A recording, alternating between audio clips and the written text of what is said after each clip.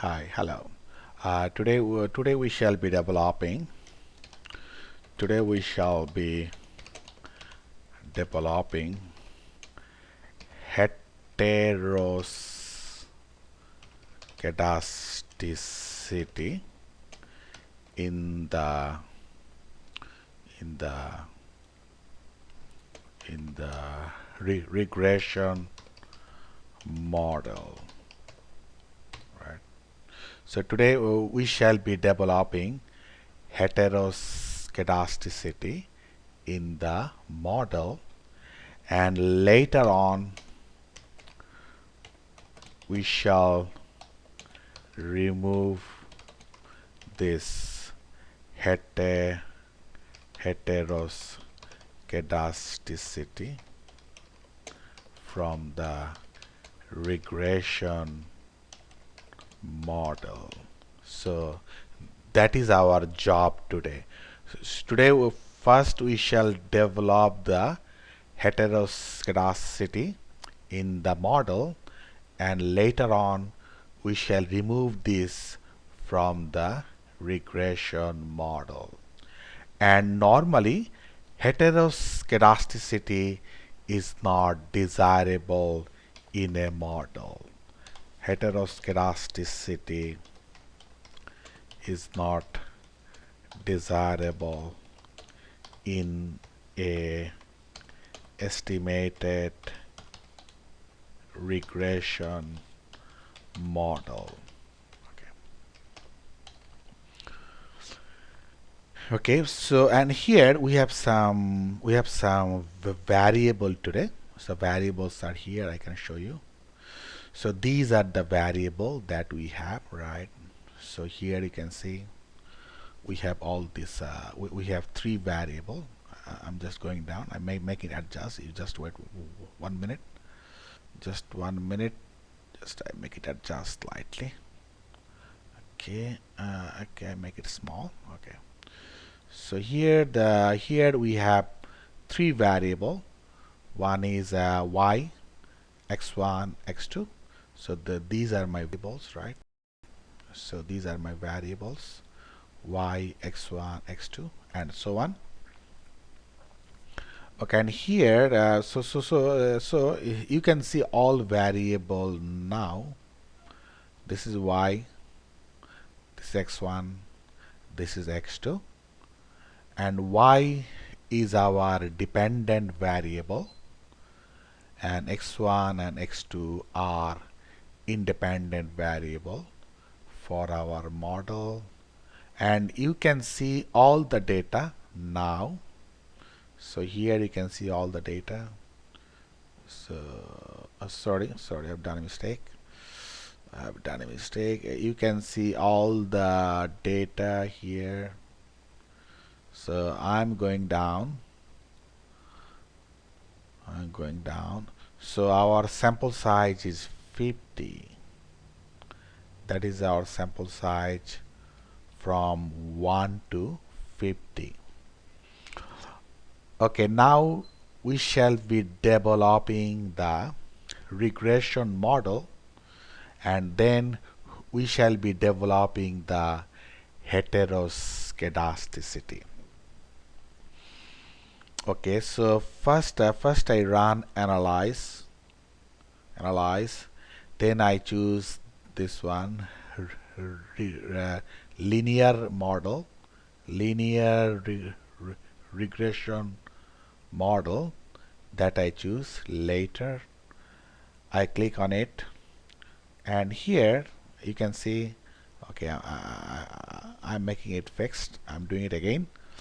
Y is the so here is the dependent variable, and this one is the independent variable. Okay, so first I take y here as a dependent variable, then I take x1 and x2 as a independent variable.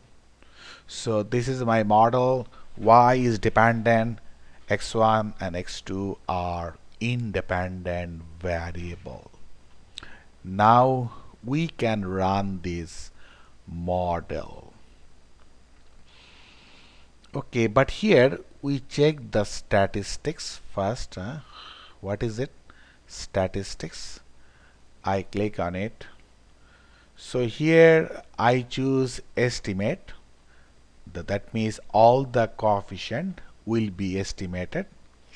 Then I choose model fit. So only these two I choose for the time being, meaning that for the time being I select only these two. Then I click OK, continue.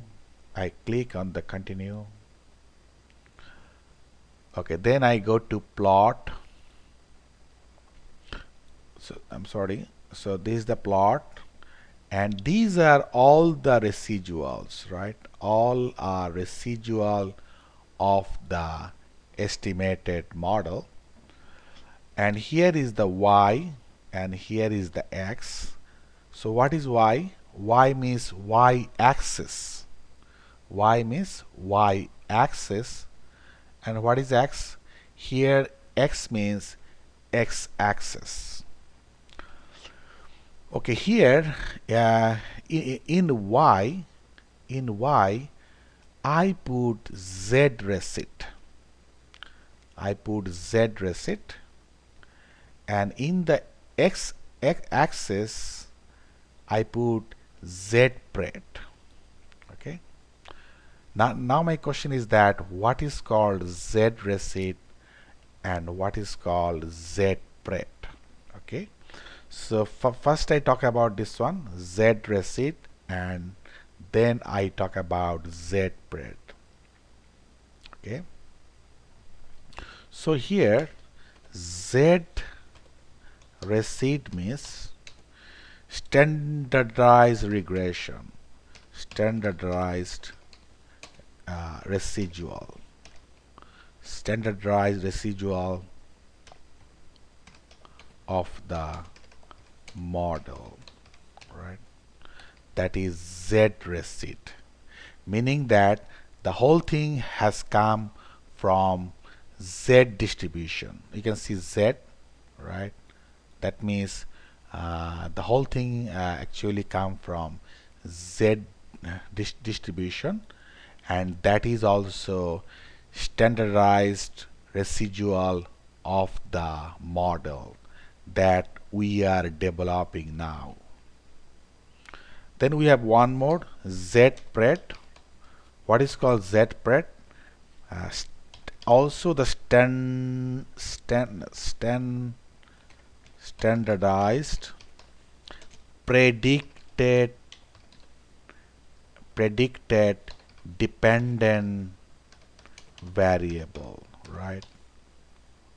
So meaning that we can call it predicted dependent variable, and here our dependent variable is what? Y. Y is our dependent variable for this model. Y is our dependent variable for this model. Okay. So we have two things. One is z receipt and z pred. And now we shall be plotting this z receipt and z pred, and that is our plan. We shall be plotting z receipt and z pred, and the whole thing is here. You can see from here we are plotting. You can see plot. Here we are plotting, and here in the y-axis will be z receipt, and in the x-axis will be z pred. Okay, now we have set it already, and we are doing all this thing to check whether our residual has heteroscedasticity or not. That means whether z receipt has heteroscedasticity or not. And if there is a heteroscedasticity in the residual, then we shall remove it from the model. That means we shall remove the heteroscedasticity from the model. Okay, now we plot it. We plot this thing. So I go to continue. Okay, then I go to OK. This is OK. So the model is estimated. This is our model, you can see, right? This is our model, right? This is our model. This is the result. And here I can make it slightly big. As a result, the result will be more visible to you. Okay, suppose here you see y is the dependent variable and x2, x1 are independent variable. Okay, now I talk about model summary. Okay, what I can do, I can make it big for you so that the whole thing will be more visible.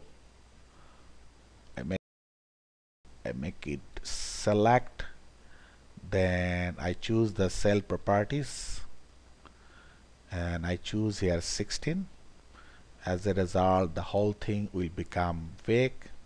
You can see from here. So here you can see the R squared is very high. The R squared is almost 88.2%. The R square value is 88.2%, meaning that our model is nicely fitted, or the variables are nicely fitted, because R squared is very high, 88.2% out of 100%. Okay, so we are happy about it. Then we check about ANOVA. So what I do as before, I make it big, I cell properties, I make it 16. Okay, so it has become so big now. Now this F statistics and the corresponding significant value is significant. That means the significant value is very small, less than 5%, meaning that F statistics is significant, meaning that our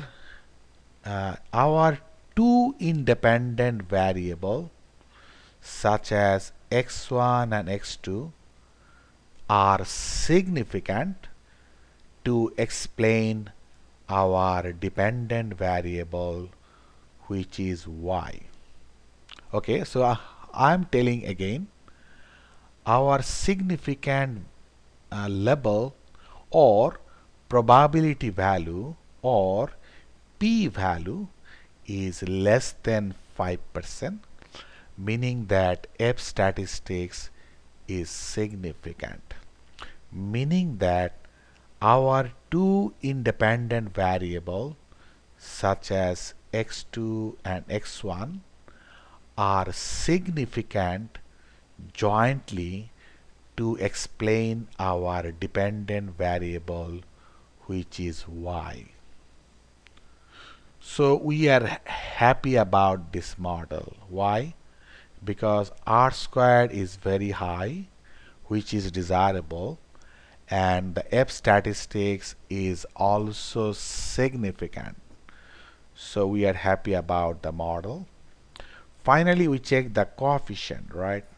How many coefficients are significant individually? I make it big so that the whole thing will be more visible. Cell properties, then I choose 16, right? I make it big, so it has become big now. You can see from here. Okay, here you can see we have two independent variable, and out of two you can see the first one, x1, the significant variable, significant value is very small, less than 5%, meaning that x1 is a significant variable to explain our dependent variable, which is y. Okay, then I talk about x2, whether x2 is significant or not.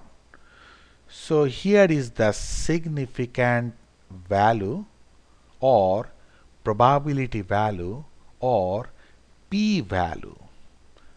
Okay, here the probability value is 44%, which is more than 5%, meaning that x2 is not a significant variable to influence our dependent variable, which is y.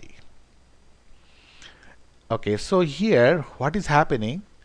Out of two variables, one is significant, meaning that 50% of the independent variables are significant.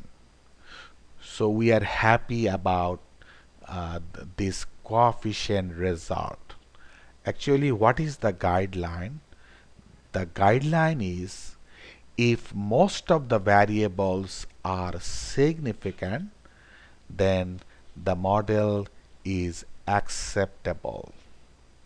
And here, out of two variables, at least one has been significant, meaning that the result is good. We can accept this model. Okay, so here what is happening? So here R square is very high. We are happy about it. Then F statistics is significant. So we are happy about it. And the coefficient out of two, at least one is significant. So we are happy about it. And normally what is the guideline? The guideline is if the significant value is less than 5% or if the probability value, so both are same thing. If the probability value is less than 5%, then that particular matter is significant. But if the significant value or probability value or p-value is more than 5%, then that particular variable or statistics is not significant. So that is always a guideline. Okay, now we shall be checking today whether the residual of this model, right? Residual of this model has heteroscedasticity or not. That we want to check. And if there is a heteroscedasticity, then we cannot accept the model. But then we have to remove this. We have to remove the heteroscedasticity from the model, and only then we can accept the model. Okay, that we shall be doing now.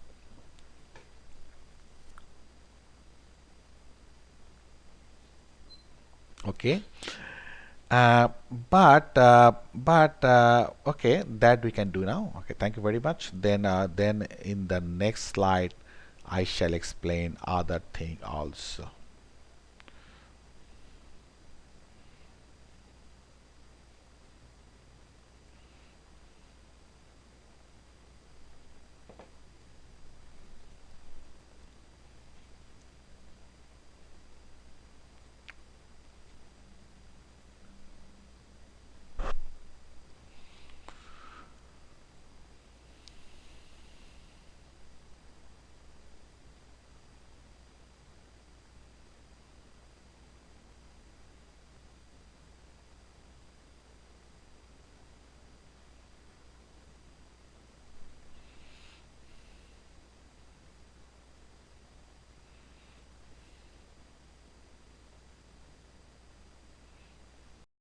Okay, so this is our model. Now we shall be checking whether our model is suffering from heteroscedasticity or not, and the heteroscedasticity is not desirable. Okay, now we have already plotted z-pred and z-recit to check whether our model is suffering from heteroscedasticity or not. Okay, so I go down to check the plotting that we have done last time. Yeah, this is our plotting. You can see from here, right? This is our plotting, and here you can see I just make it okay. Here is the plotting, and here that is what? That is y-axis, and what is here? Regression standardized residual, that is in the y-axis, and this thing actually called z-recit, that is z-recit, meaning that, and here in the x-axis you can see from here, regression standardized predicted value, and we call it z-pred. So this one z-pred, meaning that predicted value of the dependent variable.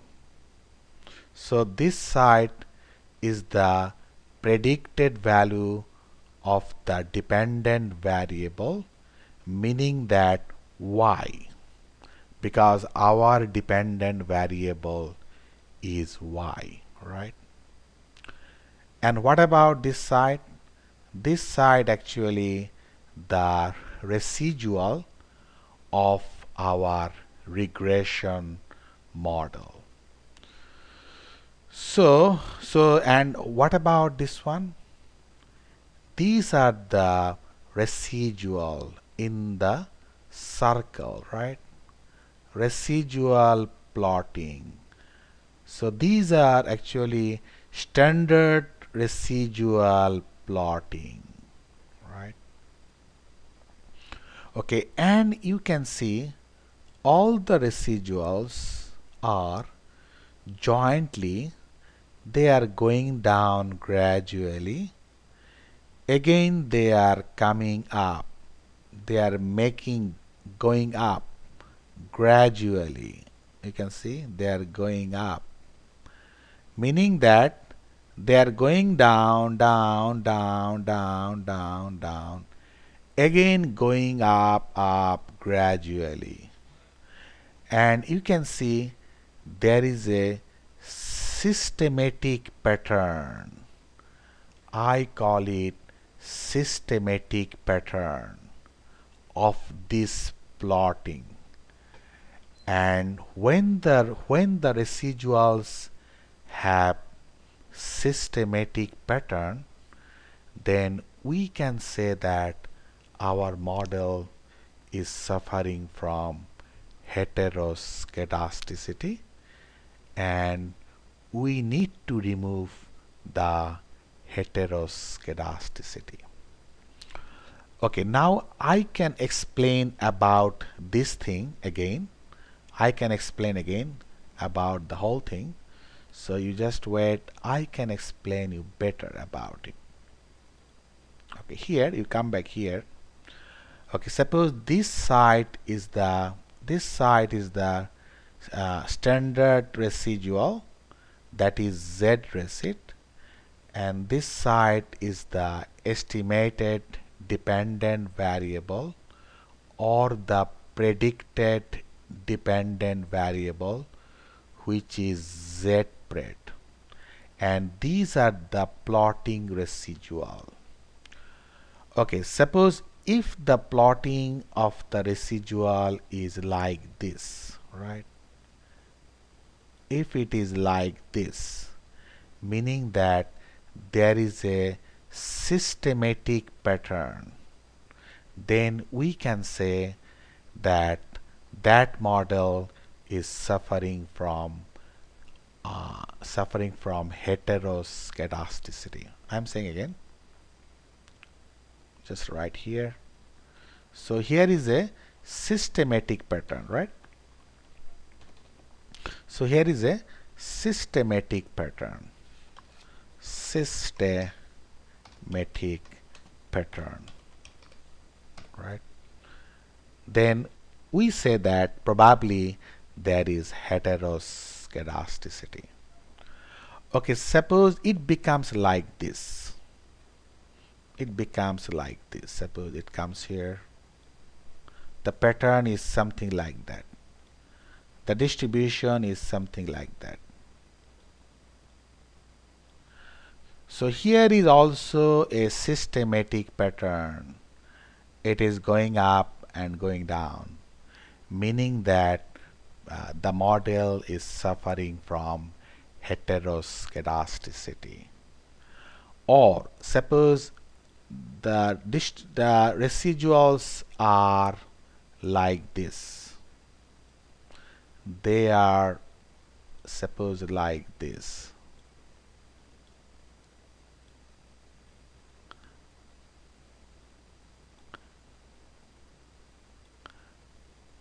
They are like this.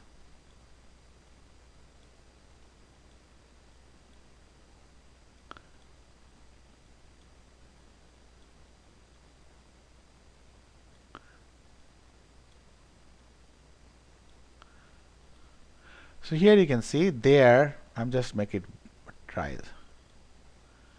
They are becoming like this, suppose. That means they are making bigger gradually. You can see from here. You can see here they are making bigger like this, right? Like this. So their size is getting bigger. You can see getting bigger, right? So it is going up. It is going up this side, right? This side is getting bigger. This side is getting bigger. Also, we can suspect that this model is suffering from heteroscedasticity, right?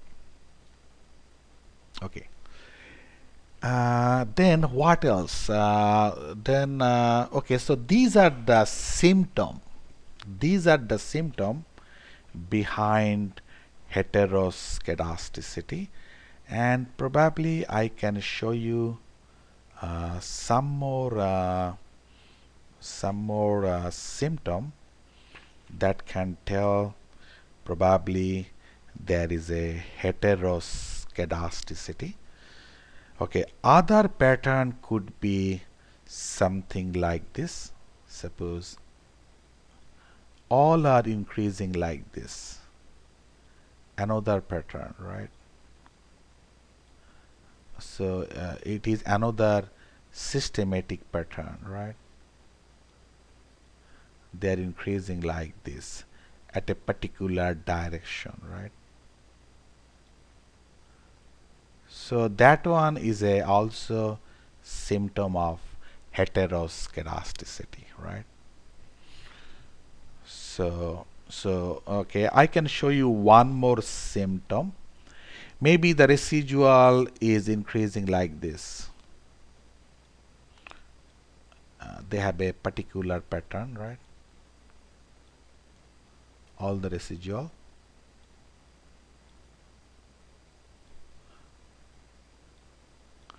Okay, like this.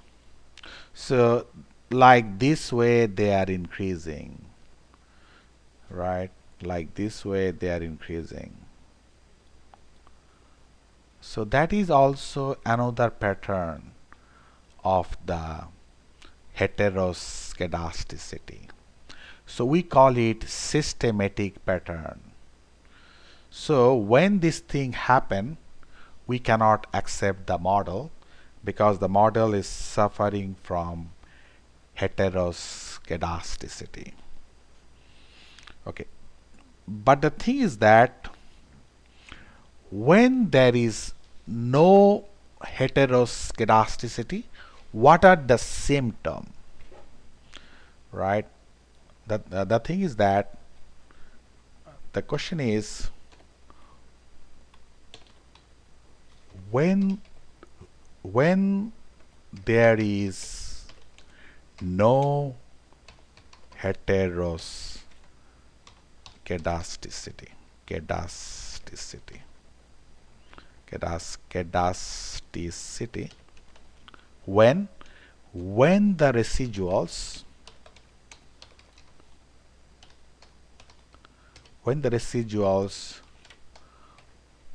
will be scatteredly plotted,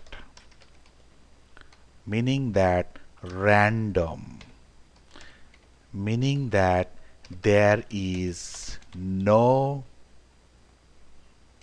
systematic pattern, right? Meaning that there is no heteroscedasticity. So meaning that there is no systematic pattern. There is no systematic pattern or random. Okay, example from here, when the residuals are like this, after plotting, when they will be like this, you can see from here.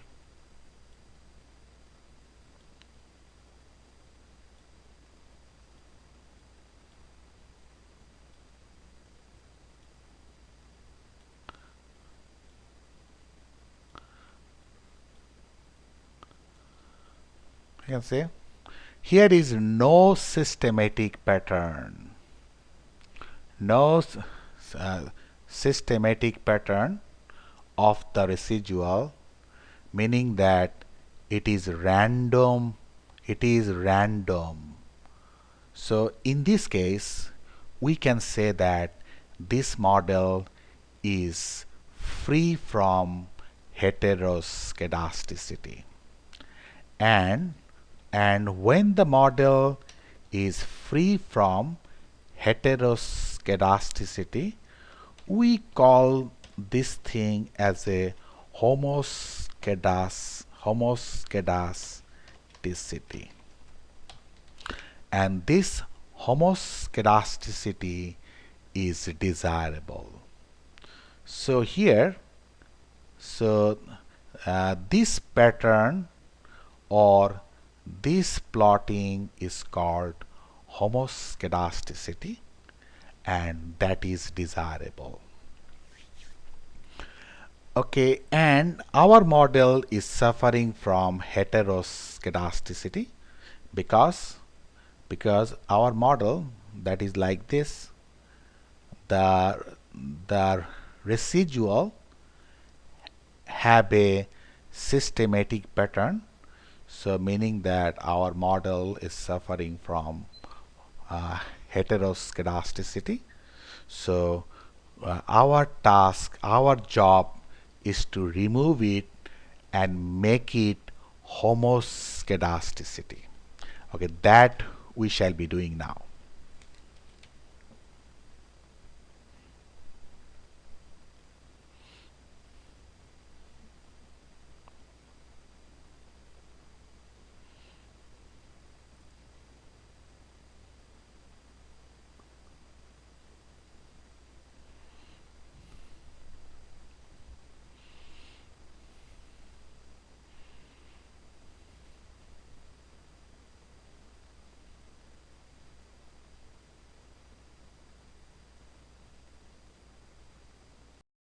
Okay, so the thing is that our model is suffering from heteroscedasticity, and now we shall remove it.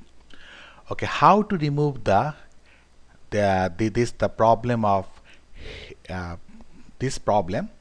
So there are many ways we can remove it, but one way we call it logarithm transformation.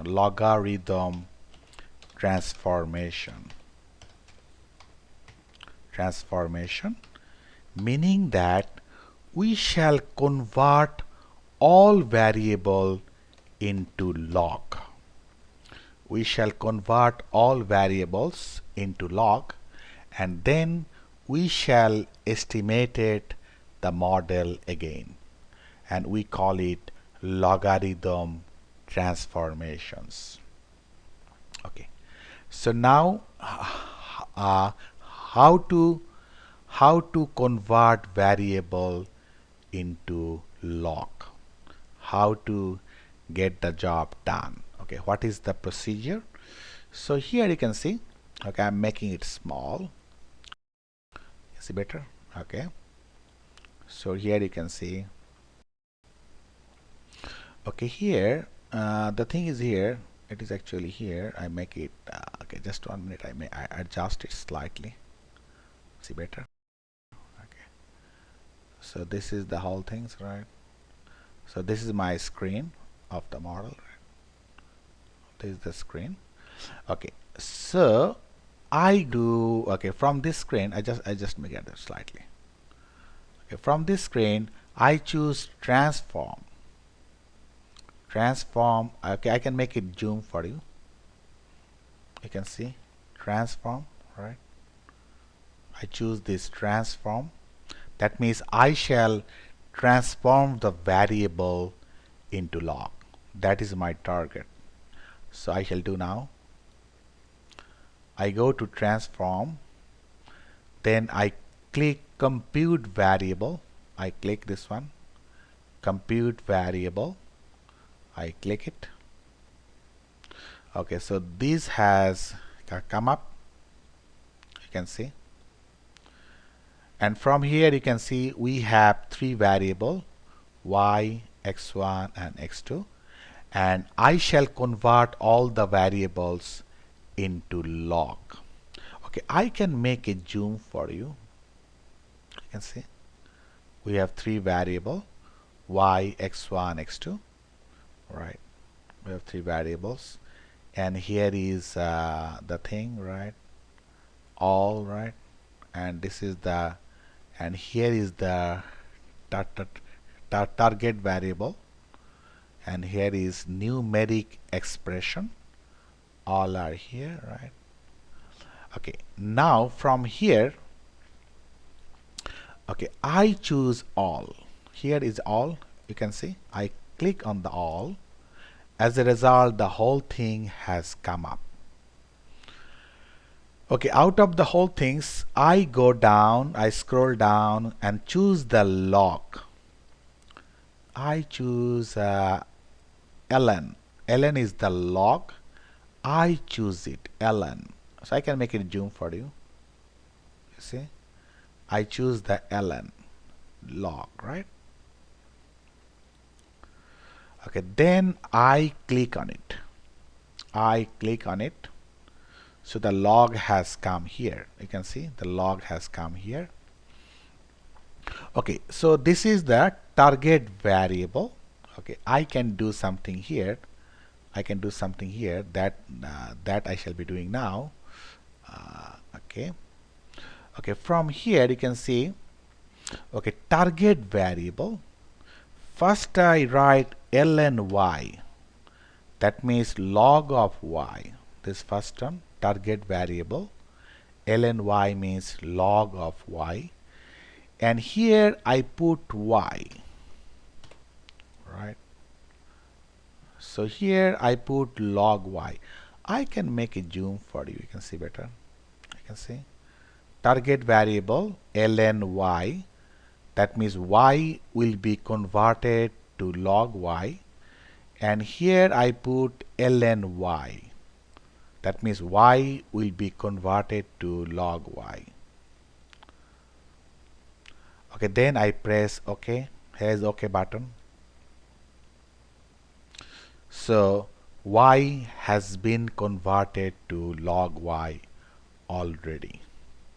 Okay, in this way I shall convert other two variables. Okay, I go to same way. I go to transform as before. I click here, then I click compute variable. Okay, so this time the target variable would be ln x1, and here I put x1, right? As a result, x1 will be converted to log x1, right? And after that I click OK. OK is the below, I can see. Oh, sorry. I click OK here. So the variable x1 has been converted to log x1. And we have one more variable. So I proceed the same way. Transform compute variable.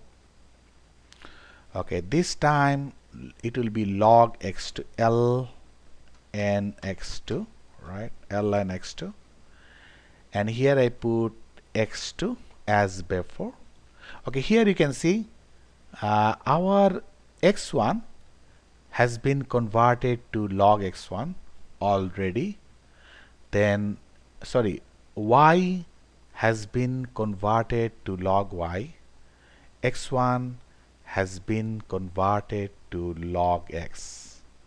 Okay, now I shall convert x2 into log x2. So I press OK here. It is set. I press OK. So all the variables have been transformed. So you can see all variable now. From here I can make zoom for you. You can see from here y, x1, x2 all have been converted to log y, log x1 and log x2. Okay, now I can estimate our model using these three variable. Okay, that we shall be doing now. Okay, so what is the procedure? Okay, so what is the procedure? We can proceed with it. Okay, so I go to analyze, right? Then I choose linear regression model. I click on it. Okay, here is the y is the dependent variable and x1, x2 are independent variable. No, we shall remove it because we have already changed the variable. So I take it here, I take all this to here, right? Okay, now I choose log y here as a dependent variable and log x1 and x2 as a independent variable. Okay, so now we have new variable. Okay, then I choose statistics. Okay, so these two are already here, estimate and model fit. So I continue. Then I go for plot. Plotting is the z receipt and that is in the y-axis and z pred in the here in the x-axis, right? Okay, I continue. Then I press OK to estimate this model.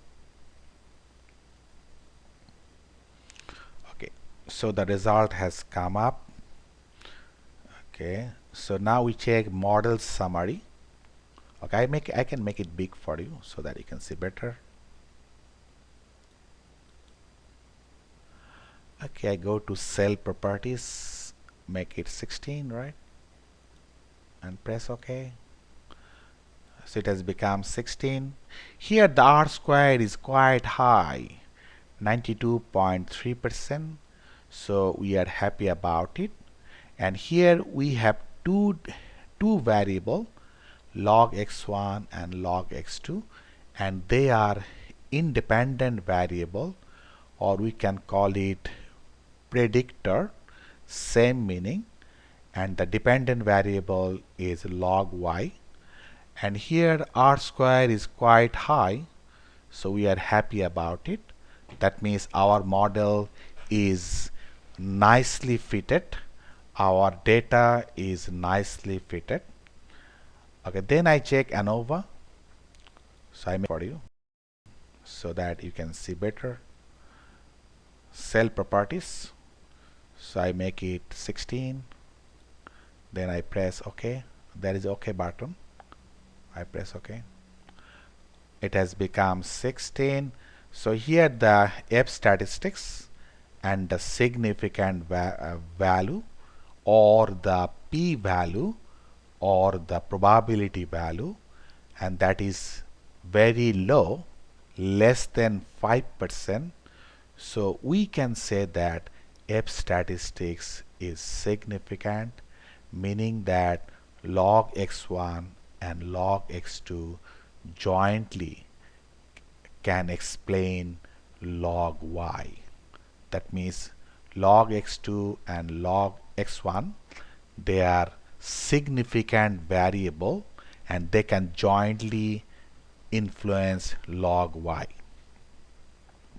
Okay, then what about the coefficient? I make it big for, so I go to 16, cell properties, then I choose 16, right? Then I press OK. Okay, here we can see we have two variable, log x1, this one is significant because the probability value is very small, but log x2 is not significant because the probability value is 80.6%, which is more than 5%. So log x2 is not a significant variable to explain log y. Okay, here actually what is happening here, r squared is very high, we are happy about it, and here the F statistics is significant, so we are also happy about the model. And here out of two variable, at least one is significant, so we are also happy about the model because at least 50% variable are significant, so we can accept the model. Okay, now we check whether this model has heteroscedasticity or not. That is very important, and that we want to check. I go down. Okay, this is my model, right? This is the plotting of residual. Okay, I can make it small so that you can see better. I just make it small. Okay, and here what is happening, you can see this is dependent variable and this is scatter plot, right? Dependent variable, this one. And what about this side? Regression standardized residual, meaning that z receipt. This side is z receipt, meaning that standard residual. And what about this side? Regression standardized predicted value, meaning that the estimated y value, that means our dependent variable, which is y. And what about this one? All this thing, these are the residuals, right? Okay, these are the residual have been plotted, and from here you can see the residuals do not have any systematic pattern. You can see from here, no systematic pattern. Why? You see from here, this side gone this side, and other part gone this side, and one is here. So meaning that one side is this way and other side is this way, right? So there is no systematic pattern, meaning that we call it random, or the whole thing actually scatteredly plotted. Scatteredly plotted. There is no systematic pattern. So we can say that after the variable transformation into log, the heteroscedasticity has been removed, and the and the and the plotting of the residual has been homoscedastic, meaning that I'm saying again, the whole thing, the plotting has been, that means residual plotting has been homoscedastic, and which is desirable. So we can accept this model for prediction, or and so on. We can accept this model for prediction. Thank you very much for being here.